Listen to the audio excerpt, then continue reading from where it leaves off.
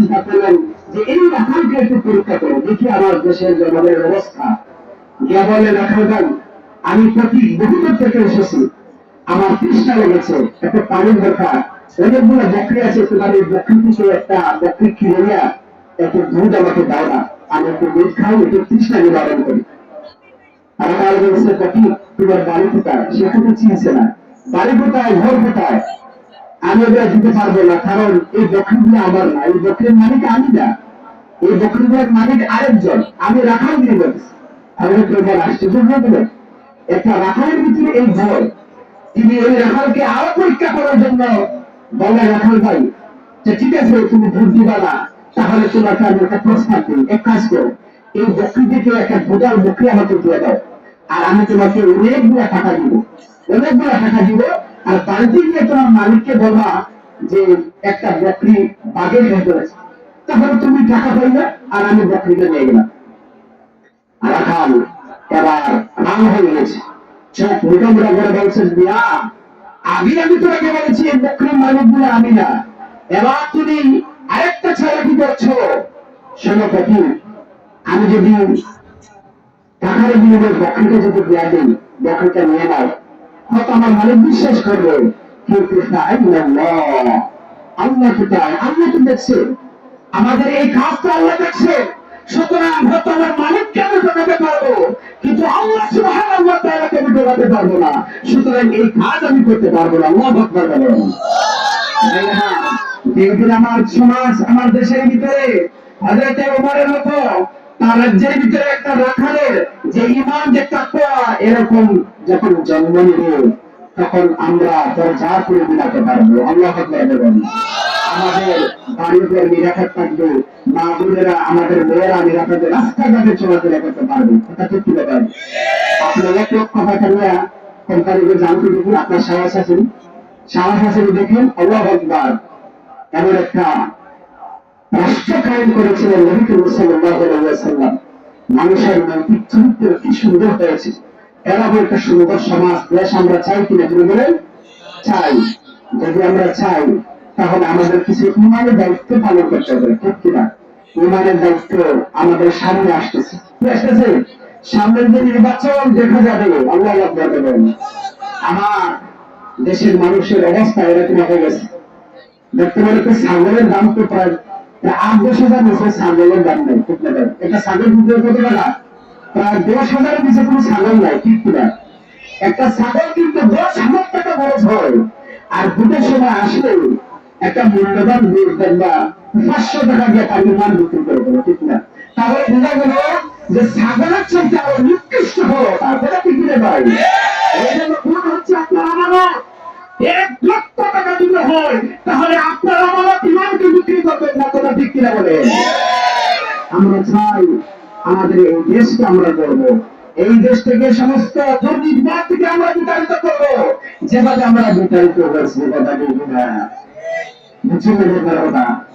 ভাই আমার, এভাবে করে যারা এই দেশের বিরুদ্ধে যারা জোগাড় করবে, কিসের দরজা দিয়ে দিতে হবে, ঠিক না? কিসের দরজা দিয়ে দিতে হবে। সুতরাং আমরা ঠিকঠাক করে চলতে হবে, ঠিক না? তো যাই হোক, মানুষ বানাইতে হলে যে কোনো জিনিস বলতে হলে একটা কারখানার দরকার আছে, আছে কিনা ভাই? এই যে আমার সামনে একটা মাইক আছে, মাইকটা কি রাস্তাঘাটে পাওয়া যায় না কারখানা আছে? যদি বলেন, মাইকটা কিনতে হলে কারখানা আছে কিনা? একটা কারখানা আছে কিনা? বলেন, ঠিক আছে, আছে ভাই, এখানে গেট বানাইতো, ঠিক না? সুতরাং মানুষ, প্রকৃত মানুষ বানাইতে হলে ওই মানুষ বানাইবার একটা কারখানা আছে, ঠিক না ভাই?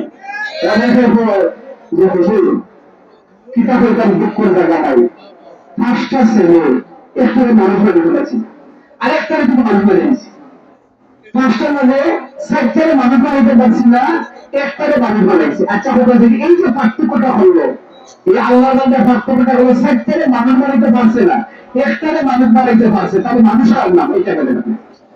মানুষ কার নাম বলেন আপনি? মানুষ তো সবাই। তার মানে হলো মানুষ হচ্ছে 2 প্রকার। মানুষ কয় প্রকার? 2 প্রকার। একটা হলো মানুষ, একটা হলো মানুষ। একটা হলো মানুষ, আর হলো মানুষ। মানুষ মানে এই সমস্ত দিনী প্রতিষ্ঠানে, ঠিক কিনা ভাই? আর ও মানুষ কোথায় বলে এটা আমি বলতেন না, ঠিক না? ওই জায়গায় না আসলে কিন্তু ও মানুষ হবো, ঠিক না? আজকে কলেজ ইউনিভার্সিটির দিকে তাকাইলে আমরা দেখি কলেজ ইউনিভার্সিটি, আল্লাহ আকবার, আমি তো শাহজালাল ইউনিভার্সিটির পাশেই থাকি। ইউনিভার্সিটির পাশ দিয়ে ভিতর দিয়ে যখন যাই, আমি আমার মনে মনে চিন্তা করি, এই চক্র যদি জমজম পাবে দিয়ে 100 যদি দৌড়, এরপর এই চোখ খাওয়া হতো না। কথা কি বলে দিলাম? এই শরীর করতে না ইউনিভার্সিটি। আমি মাঝে মধ্যে বলি, আশেপাশে যারা আছে ওদেরকে বলি, ওই ইউনিভার্সিটিতে আমরা কি হবো?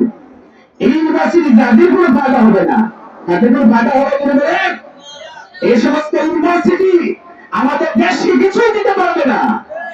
হ্যাঁ, দিতে পারবে মরুপথ, চরিত্রহীন কিছু যুবকদেরকে দেবে, ঠিক না? যারা এই সমস্ত খারাপ কাজ করে বেড়াবে, ঠিক কিনা বলে? শিক্ষক ছাত্র, আমাদের ছাত্ররা, আমরা যখন চলাফেরা করি, ছাত্ররা আমাদেরকে কত সম্মান করে, আল্লাহ আকবার বলে, আমাদের সামনে দেয় না, আমাদের জুতোটা আগে দেয়, ঠিক কিনা বলেন?